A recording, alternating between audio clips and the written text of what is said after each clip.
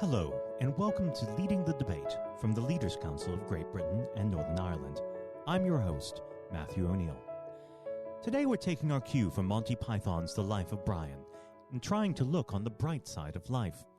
As we all know, COVID-19 has ended lives and livelihoods in the United Kingdom and across the world. But like many terrible events, there are small positives to be drawn. Just as war has led to dramatic advancements in science, healthcare, and technology, as well as a strengthened sense of community spirit, is it possible that there are some areas where COVID-19 has changed the world for the better? Studies have already suggested that the decreased use of aviation, which may continue long after the pandemic has passed, may have a positive effect on the environment because of the reduced amount of CO2.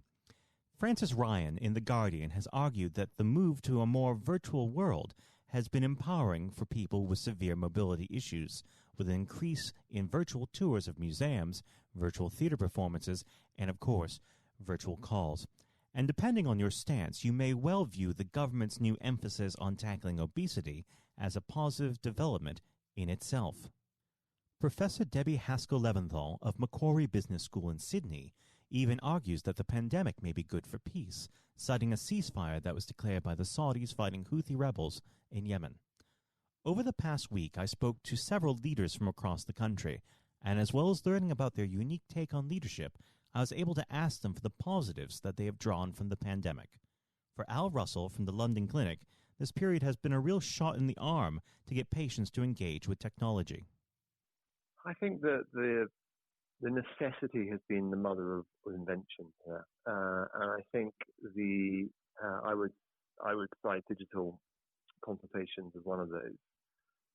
So patients not having to come into central London to check in with their doctor, being able to do that perfectly satisfactorily through a virtual consultation.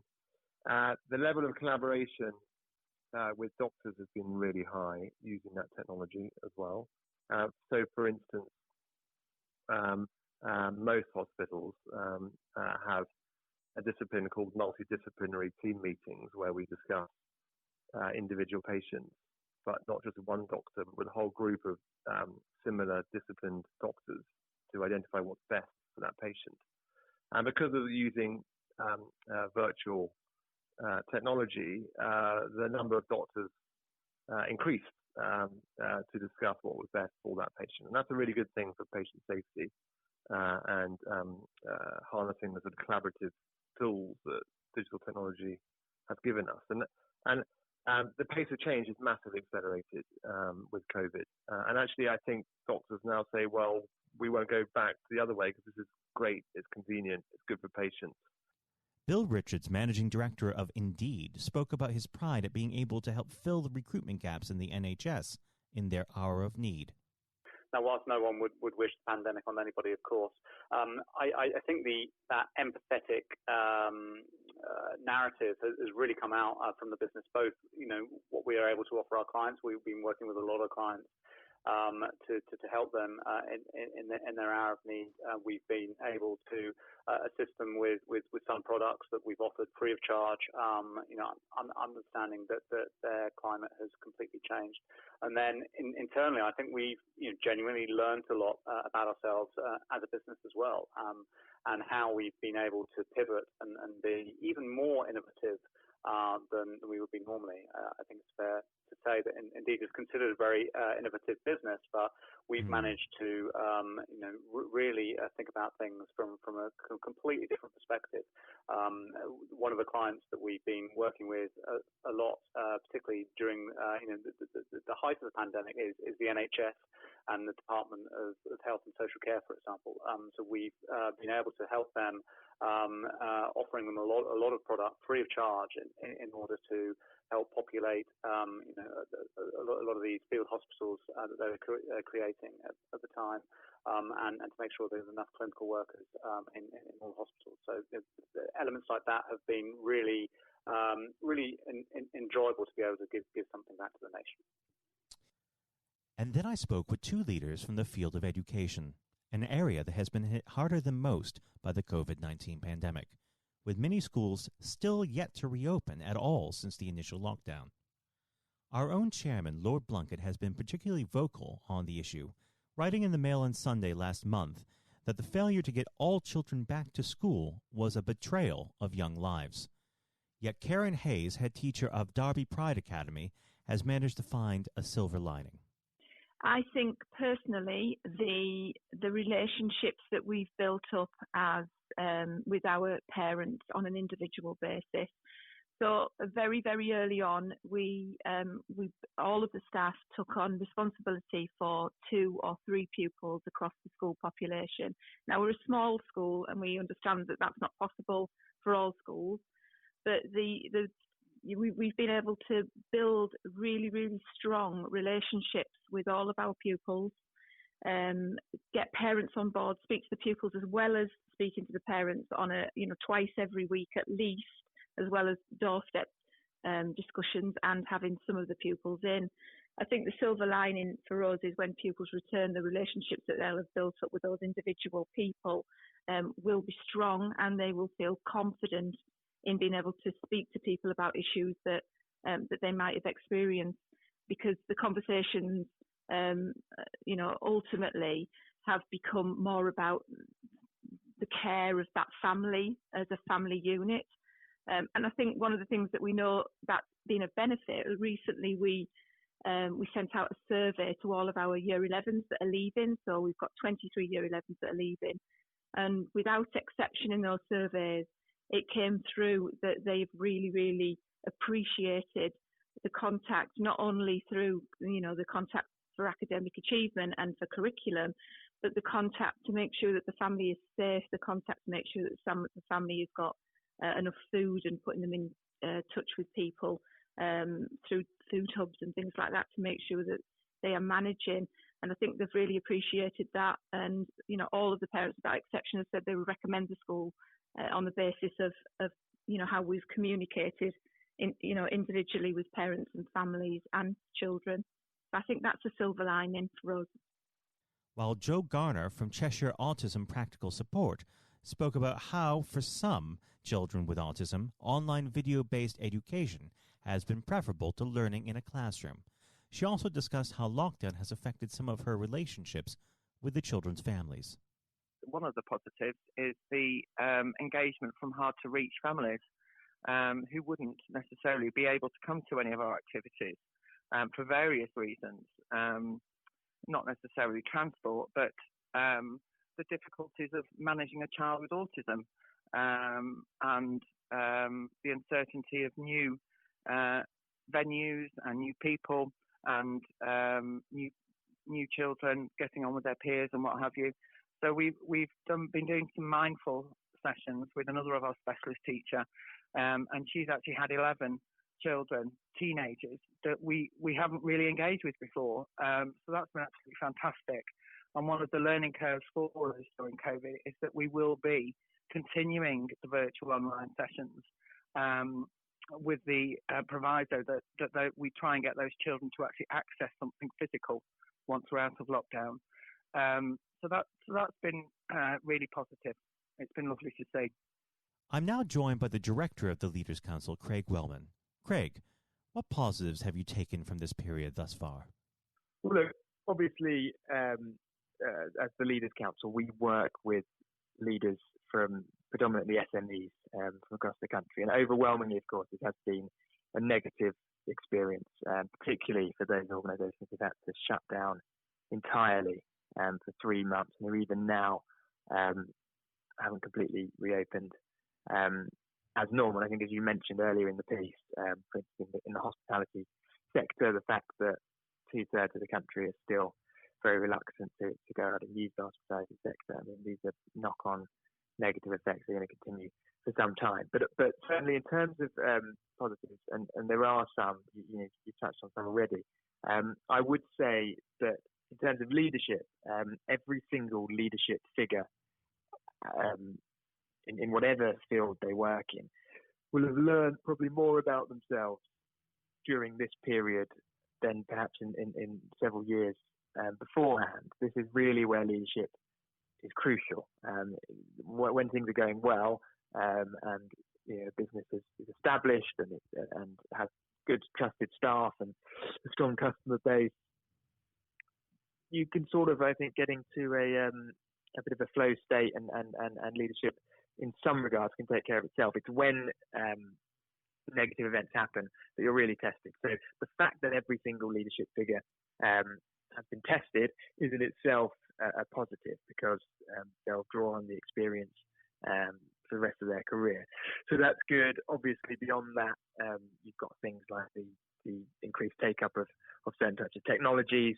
I think the fact that we've embraced technologies such as Zoom are beneficial, and they will save the need for perhaps a number of flights and perhaps our over-reliance on face-to-face meetings. However, they're certainly not going to replace face-to-face meetings entirely anytime soon. I think those are still absolutely crucial.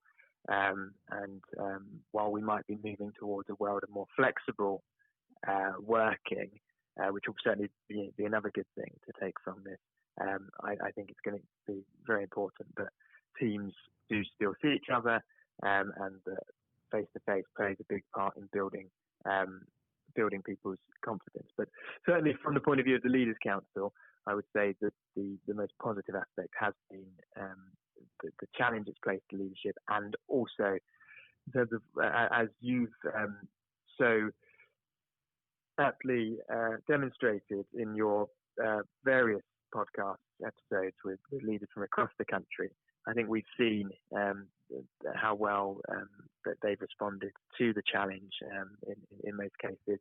That's been amazing to observe, and I think the increased benefit to leadership across the country and internationally will certainly be a positive that we can take. Now, you mentioned earlier on in your answer about this pandemic changing for the better people's leadership styles and helping them learn from this experience. So here's the £1 million question, Craig. How has this changed you as a leader of the Leaders' Council, and what have you learned over the past few months?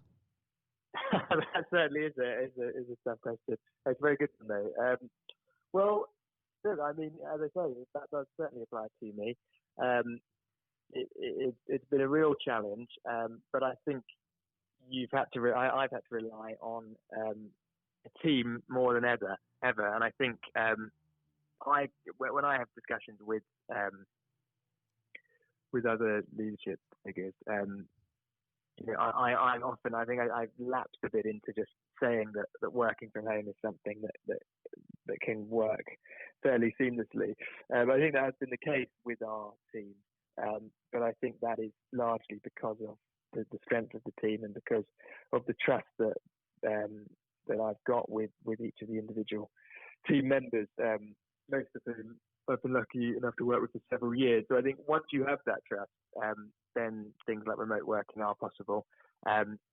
If you've got a much larger team, or a team with, let's say you're taking on a business that's taking on 100 graduates in one go, I think that would be very much more of a challenge because you haven't got to know them face to face. You haven't built that relationship with them, and they might need perhaps more guidance than some of the people who I'm fortunate enough to work with.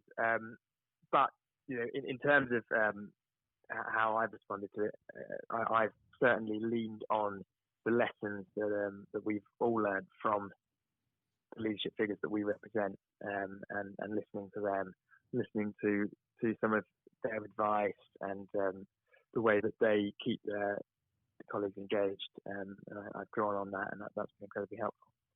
Now, delving slightly deeper into that silver lining itself, moving away from the world of business, what personal silver linings have you managed to take from the past few months? I think certainly an increased level of appreciation for the things that we previously took for granted.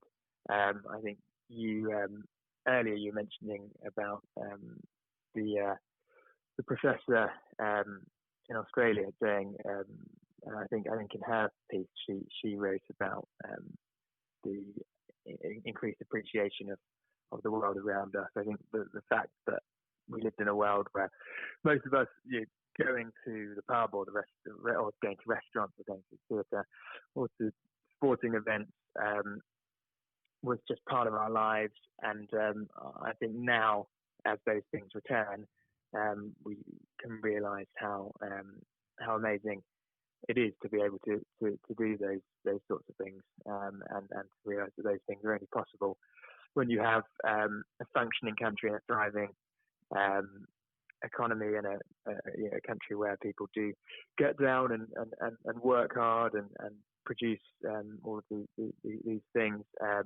And the moment that those things were no longer possible, I think all of us realised how precious they really are. Now, finally, should the dark clouds gather again, should there be a second wave, what sort of positives do you think that you could gain from that experience? Well, that would be difficult to say. I think we're all hoping that there won't be a second wave, and I think in terms of looking at it positively, I think we certainly, based on my understanding of it, it seems likely that second waves will be localized rather than a full second wave that will get the whole country at once. But we'll have to wait and see. In terms of there being a second wave, we'll of course be more prepared for it than we were for the first one. I imagine it would be very unlikely that the government would impose a full lockdown the second time around, and that we would rely on a lot of measures that we're putting in place currently, and we'd still be able to keep large areas of the economy open. So that would certainly be a positive. I think more generally as well, I think we have one positive to take as well is the fact that COVID-19 hasn't been as deadly as we feared it might have been at the beginning. That's certainly a positive, and that also means that in the future, it's certainly possible that at any time in the future we could have a pandemic like COVID-19, except that the mortality rate is far higher. If that were to be the case, well, at least now every country in the world will be a lot better prepared for it. So that's certainly another positive that we could draw. Well, Craig, I'd like to thank you very much for coming on the program once again today, and thank you to Al Russell, Bill Richards, Karen Hayes, and Joe Garner. That was Leading the Debate from the Leaders' Council of Great Britain and Northern Ireland. I have been Matthew O'Neill, and I'll be back tomorrow with more one-on-one interviews with leaders from across the country. And remember, some things in life are bad. They can really make you mad. Other things just make you swear and curse. When you're chewing on life's gristle, don't grumble, give a whistle, and this will help turn out for the best. And always look on the bright side of life. Thank you for listening to our podcast. The views expressed within the podcast do not reflect the views of the Leaders' Council of Great Britain and Northern Ireland, its parent company or subsidiaries, members of staff, other guests, or any other person therein associated.